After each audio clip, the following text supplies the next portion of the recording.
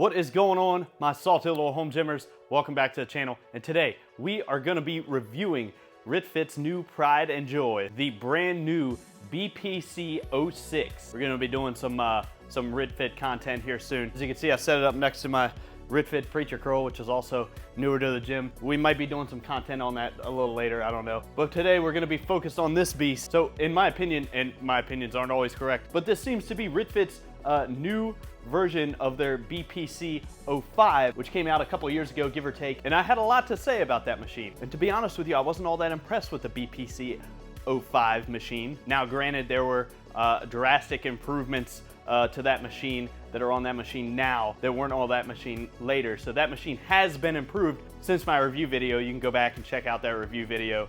It was back in the days where I didn't know how to clean off my camera lens. But today is the BPC06's time to shine. So forgive me if I compare it to the BPC05, because that seems to be the direct comparison when it comes to the RITFIT brand. We're gonna do some other comparison videos with this machine and a couple other brands rack later. But today we're gonna break down every component of this machine, and I'm gonna tell you my general impressions of everything.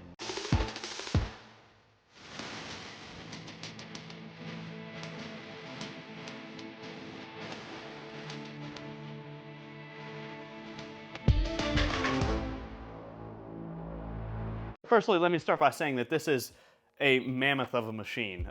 It's a pretty giant machine, I'm not gonna lie to you. So small space people, these measurements might be something to consider, but it's also worth noting that this is RITFIT's commercial style machine. So this machine stands at a whopping 87.1 inches tall. And its width, including the Smith bar, is 79.9 inches wide. If you're wondering about the base, without the Smith machine, it's 53.9 inches wide. And it comes at a weight of a whopping 707 pounds. So this is a big beefer. Now the next thing we're gonna talk about is your front rack, which as you can see has this stainless steel coating on it and is listed on the site as a 2,000 pound capacity. To be honest, I have no idea the accuracy of that. If you're the big beefer out there, using 2,000 pounds on your rack, bravo. But I will say this rack, similar to the BCP05, like I said, we're gonna compare it to that rack a good bit today. I thought the BPC05's best feature was actually its stability and its structural integrity. And the BPC06 is no different. There's zero wobble in this rack. Man, just what a sound structure. You definitely see this isn't built like your typical 4-post home gym Smith machines. A lot of them that are out there, not to knock any of those, a lot of them are great machines, but this takes more of a commercial structure. You have 4 posts in the front, including your Smith machine posts, and then you have these 4 round cylinder posts in the back and these nice platforms underneath of all of it. So this thing definitely isn't gonna move. As far as structural integrity goes, this thing is just a beast. Although your front posts are 2x2, they are made of 13 gauge steel, which is definitely in the ballpark of acceptable range and what you want in a squat rack, and combined like I said, with the rest of the rack, definitely makes a sound structure. Maybe not as dent proof as some of your 11 gauge steel products, but you also have to consider that this is a combination machine. When I had my BPC05, I never had any problems with dent or scratches or anything else. Now, speaking of scratches, I will say one thing that's just slightly downgraded is the coating. Not the strongest of paint or coating or powder coat or whatever you want to call it. Like you see here, it's all black, but just a little less scratch resistant, I noticed. I really don't think you're gonna have a ton of problems with scratching because your main points of impact are these 2 stainless steel posts. But anyways, back to my original point. The front rack definitely gets an A from me. I don't think this is gonna be a problem even for the heaviest of lifters. You do get these J hooks with the machine. They do come with a capacity of 660 pounds, which is a pretty fair weight capacity. Honestly, these aren't made that bad. Actually, they're pretty sturdy, they're pretty impressive. A lot of these racks come with parts you just want to throw away and replace immediately. And there are a couple of those, and we'll get into that later, but I don't think the J-hooks are one of them. They're pretty sturdy J-hooks. So the next thing we're gonna talk about, and man, I was just so super excited to get my hands on is the cable machine. And the reason that I was excited to get my hands on the cable system is because if you've seen my prior video on the BCP05, I just really wasn't impressed with the cable system. Like I said, I was using a very old model on the BPC05. I do hear that the cable system on the BPC05 is drastically different now. I'm not sure if they've made any improvements. I do know it's a 2-to-1 ratio now versus a 1-to-1 ratio. So there's definitely been some changes made there somewhere. But with the BPC06, back is the 1-to-1 ratio, which might be breaking a lot of hearts, but I think people kind of misunderstand those ratios a little bit. 1-to-1 ratio works fine. It works good when implemented correctly. I think a lot of people forget that 2-to-1 ratio just means that you're gonna feel half of the weight that you pull in that stack. Like if you pull a 10-pound plate through the cable, it's gonna feel like 5 pounds. The BPC06 brings back the 1-to-1 ratio. So if you select that 10 pounds, it's gonna feel like that 10 pounds and you're gonna feel the full weight. Before getting to the functionality of the cable, I will begin by saying that this is a massive, massive improvement from the cable that I used on the last machine. Now, one of the issues with the cable in the old system was the fact that it did operate on a 1-to-1 ratio, and each weight you select felt like just a giant heavy jump from the last. The increments were just far too wide. 10 pounds in between each pin feels like a big jump. Going from 10 to 20 pounds felt like you were going from 10 to 30 pounds. There's just a tiny bit of that here, but a massive improvement. And if you do find yourself having that issue, which I really didn't, like I said, there's just a very small amount of that here. What you can do is you can go on Amazon or any site. I'll leave a link in the description if you'd like to check them out. You can get these small increment toppers and you can break down those increments a lot more. And the next thing I'll talk about is the actual functionality of the cable. I guess I'll mention here that this machine comes with aluminum pulleys. So the major difference here between plastic pulleys and aluminum pulleys is aluminum pulleys are definitely known to be smoother and stronger pulleys than those plastic pulleys you see on a lot of those machines. You're definitely getting upgraded pulleys here. Some people say that aluminum pulleys wear your cables out faster, but that's really never been my experience. I've used a ton of home gym equipment. I don't find my cables wear out faster with aluminum pulleys than plastic pulleys, but I'm sure there's someone in the comments that's going to disagree with me, and that's okay. Everybody has different experiences. This cable is very smooth for the most part. Now I'm going to bring up the BPC05. Another issue that I had was the cable was very choppy, very stiff.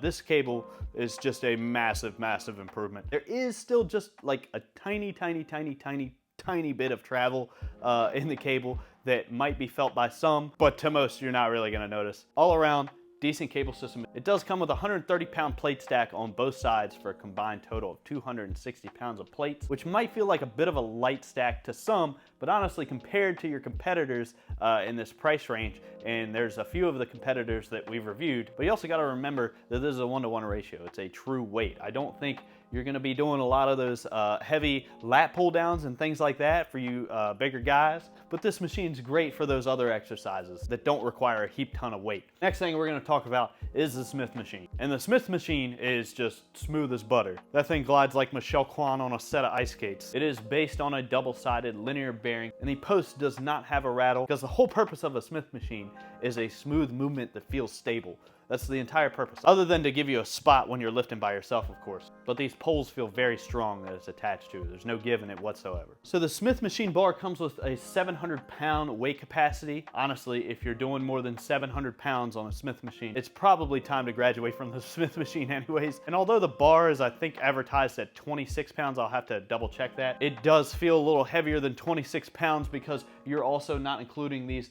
like I said, these linear bearings, plus your little spotter hooks here. To be honest with you, what it feels like to me is pretty much your standard weight of a barbell, somewhere around 45 pounds. It's still not gonna be like a pro bar. You know, the tensile strength on this thing is pretty standard. This is definitely gonna be a bar you're not gonna wanna leave weight on. Standard bars have a tendency to bend over time if you leave weight on them, so definitely keep that in mind. The spotter hook stopper here on the side, I will say it works, it definitely does its job, but if I may just complain about the most minute thing possible here, that's my job, is to nitpick, I would definitely recommend moving this peg that stops the spotter hook just a couple inches higher, and that will stop that wrist roll. Because I feel like that stop is just too far forward. If you have good wrist strength, and most people do, it's not gonna be a problem that you're gonna notice at all. Now, one thing I will say is this is a true weight Smith machine. And what I mean by that is the BPC05 that I reviewed back in the day. It was a counterbalance Smith machine. That is not included in this machine. Huge loss, but honestly, I do love the feeling of that counterbalance Smith machine in the BPC05. So there's no counterbalance to the Smith machine. What you're feeling is everything's true weight on the Smith. It doesn't hurt the functionality of the machine, but it does disappoint me just a little bit to say goodbye to that. One more thing we'll talk about with the Smith machine is the leg press. You might have seen this on the website. Now it does lock in pretty easy. There's just two little pegs on the side that slide into a hole when you mount it onto the bar.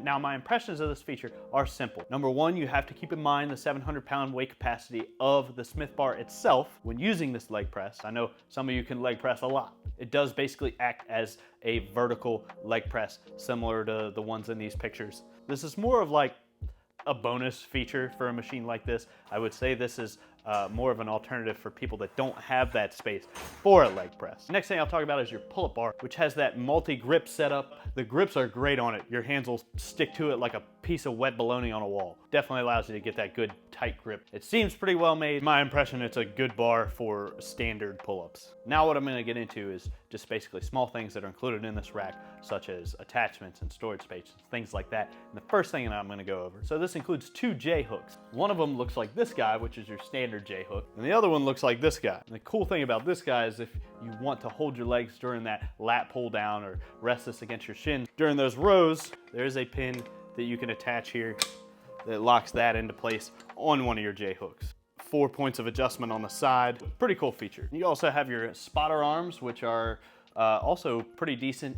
They're made about the same way the J hooks are. And then you have your cable crossover handles. And then you have your lat pull down bar, which comes with this system. Now that we're speaking about attachments, I'm gonna talk to you about like some of your storage space here. You do have this nice storage plate back here, which is always appreciated on any of these racks. I don't think this is done enough. This should honestly be the standard. It is a metal plate back here, and it's just a pegboard style way of hanging things. I would have appreciated a few more hooks included than just 4, but like I said, little stuff. Now another attachment included is my attachment for the barbell for those landmine barbell exercises. And speaking of landmine exercises, you do have a landmine barbell attachment option here in the front. Gotta get down here in kind of a weird position because I have limited space to film in my gym, but included on both sides of this machine are these barbell holders, which quite frankly is awesome. I love barbell storage in these machines, and you get one